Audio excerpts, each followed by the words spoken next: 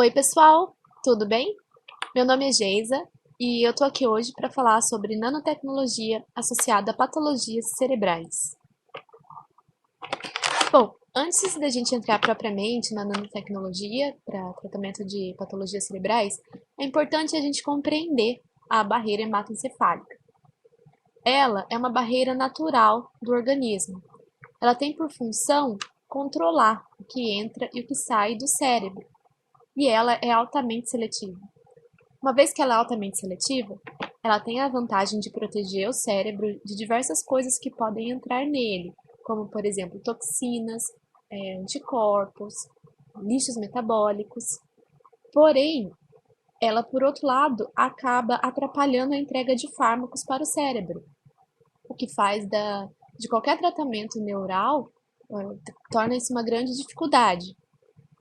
Ela, então, impede a entrega de fármacos da circulação sanguínea para o sistema nervoso central. Em algumas patologias associadas ao envelhecimento, como, por exemplo, a doença de Alzheimer, essa barreira ela é danificada. E, atualmente, diferentes estratégias de liberação de fármaco vêm sendo desenvolvidas para driblar essa barreira hematoencefálica de modo a facilitar a permeação dos fármacos. Bom, aqui esquematicamente, está mostrando qual a diferença de um vaso sanguíneo para a barreira, os vasos da barreira hematoencefálica. Então, no vaso sanguíneo normal, ele tem alta porosidade, porque ele precisa fazer esse transporte do sangue que corre dentro dos vasos para os órgãos. Então, ele tem grandes poros que fazem com que haja essa transferência entre os órgãos e o sangue propriamente. Porém, a barreira hematoencefálica ela possui os vasos sanguíneos, os poros são altamente seletivos e há uma barreira intensa com que torna altamente ainda mais seletivo o que entra e o que sai de dentro do cérebro. Como eu mencionei, algumas patologias elas têm essa barreira danificada. Essa barreira, uma vez danificada, ela tem um ponto positivo, porém tem, junto a isso, vários pontos negativos. O ponto positivo é que essa danificação da barreira, ela facilita a permeação de fármacos.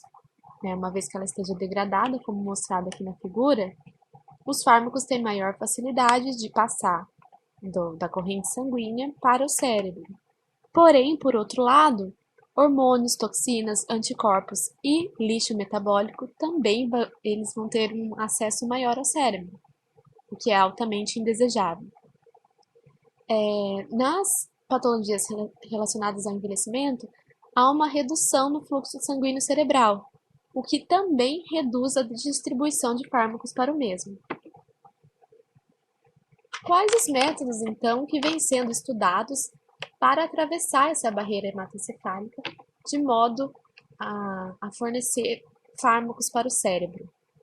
Existem, então, atualmente as metodologias invasivas e as não invasivas. Dentre as invasivas, já existem as injeções intracerebrais, a implantação de microchips no cérebro e a desintegração da barreira hematoencefálica para administração farmacológica. E dentre as metodologias não invasivas, existem os transportadores mediados por lipídios, que têm uma maior aceitação, porque conseguem atravessar a barreira hematoencefálica, os transportes por carreadores e nanocarreadores, e o transporte intranasal, que é feito por inalação. Entra, então, entre as metodologias, a nanomedicina. Essa nanomedicina, ela vem agora, atualmente, com mais força, dar um suporte às patologias cerebrais.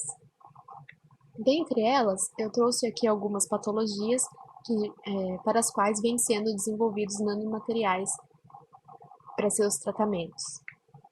Bom, primeiro no caso de AVE, o que ocorre nessa patologia? Uma falta do abastecimento sanguíneo cerebral, no caso dos acidentes vasculares encefálicos. Para isso, então, vem sendo desenvolvidos nanomateriais à base de cápsulas. São feitas nanocápsulas baseadas em lipossomos contendo hemoglobina. Uma vez feita de lipossomo, o cérebro, essa seletividade da barreira hematocefálica, ela aceita a entrada de lipossomos. Então, essas nanocápsulas de lipossomo, elas têm facilidade de passar pela barreira hematoencefálica e entregando hemoglobina ao cérebro. No caso de tumores cerebrais, são desenvolvidos atualmente vários nanomateriais. Entre eles, existem os magnéticos. Esses nanomateriais magnéticos, eles contêm um fármaco para tratar do tumor e junto a ele contém magnetismo. Então, esse magnetismo, ele facilita o direcionamento das nanomateriais. Ele funciona como um ímã. Ele é possível direcionar esses nanomateriais até o órgão-alvo, perdão. Né? Então, é possível direcionar esses nanomateriais até o cérebro. Há também diversos nanomateriais voltados para a doença de Alzheimer, que vem sido amplamente estudado atualmente por se tratar, por essa patologia estar associada ao envelhecimento. E como atualmente as pessoas estão vivendo mais, essas patologias associadas ao envelhecimento, elas estão tendo um boom. Então é preciso que a gente tenha sim um envelhecimento, porém de forma saudável, né? Então, diversos nanomateriais vêm sendo desenvolvidos para o tratamento da doença de Alzheimer. Há não somente para o tratamento, mas também os para o diagnóstico, que são os nanosensores. Dentre eles, tem as nanopartículas fluorescentes. O que ocorre na patologia, na doença de Alzheimer, é um acúmulo de proteína entre os neurônios e dentro dos neurônios. Esse acúmulo de proteínas leva ao falecimento dos neurônios. Então, essa nanopartícula desenvolvida, ela é fluorescente e ela é acoplada a um sinalizador. Esse sinalizador, uma vez que se associa às proteínas, ele fluoresce. E a dosagem a quantificação dessa fluorescência é um novo sistema de diagnóstico da doença de Alzheimer. Há também as nanopartículas fluorescentes, porém, para o tratamento, para a internalização de fármacos. Essas nanopartículas fluorescentes, elas internalizam o fármaco dentro delas, ou seja, elas contêm o fármaco, e uma vez que elas atingem o seu órgão-alvo, que é o cérebro, ou seja, elas atravessam a barreira hematoencefálica, uma vez que elas atingem o órgão-alvo, elas fluorescem. Então, é possível acompanhar se o fármaco está sendo entregue para o cérebro por meio da fluorescência emitida por essas nanopartículas. E também dentre os nanomateriais, que é o que inclui o meu projeto de pesquisa, há as nanofibras poliméricas para liberação de fármacos. Essas nanofibras poliméricas, elas nada mais são do que uma base plástica em nanoescala.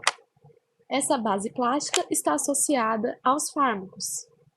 E como esses plásticos eles são biodegradáveis, uma vez que ele esteja em contato com o organismo, ele vai sendo degradado e conforme a sua taxa de degradação vai acontecendo, o fármaco vai sendo liberado junto a ele. Então aqui está demonstrada o sistema de eletrofiação. Esse sistema de eletrofiação é o que dá origem às nanofibras, é a metodologia de desenvolvimento das nanofibras.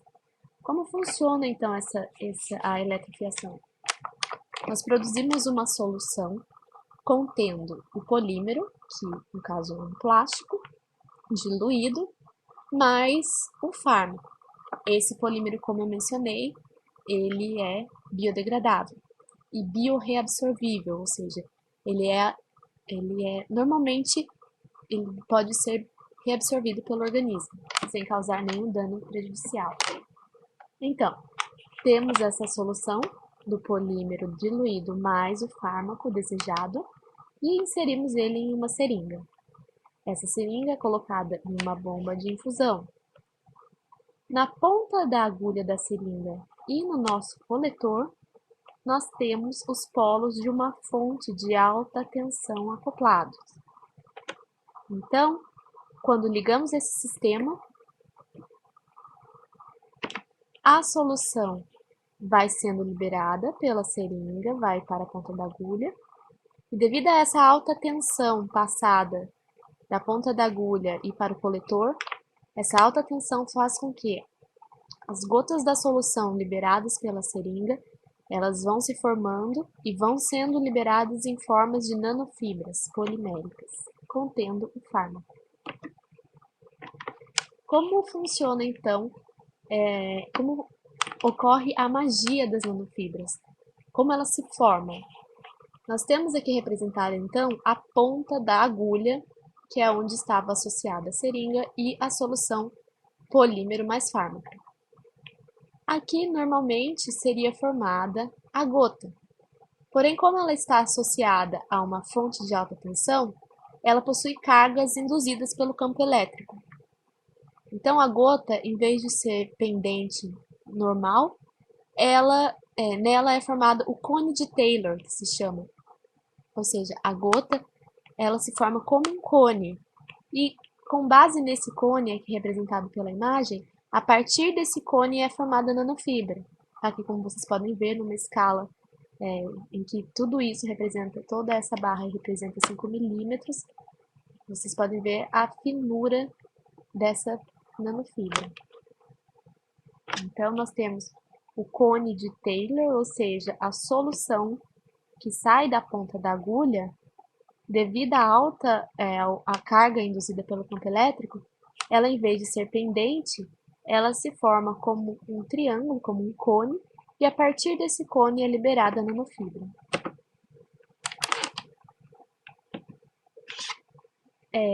Aqui eu trouxe brevemente uma imagem para vocês terem ideia de como é uma nanofibra, porque a olho nu nós não conseguimos observá-las, tampouco por um microscópio normal. Então, o que a gente trouxe aqui é uma imagem por microscopia eletrônica de varredura, e pela barrinha nós conseguimos observar a escala dela, ou seja, esse tamanho representado pela barra da escala representa 10 micrômetros, o que indica que cada uma das fibras, como está muito menor, ela se encontra realmente em nanômetros. Bom, pessoal, era isso que eu tinha para falar para vocês hoje. Espero que vocês tenham aprendido um pouco sobre a importância dos nanomateriais, a importância das nanofibras poliméricas que vêm sendo amplamente estudadas atualmente, não só para patologias cerebrais, mas também para uma gama de aspectos envolvidos na saúde. E nós esperamos que nossas pesquisas envolvidas na produção de nanomateriais, principalmente para a doença de Alzheimer, possa vir a ter no futuro um bom resultado e que possamos contribuir para a saúde tanto dos nossos parentes, dos idosos e no futuro de nós mesmos. Um abraço!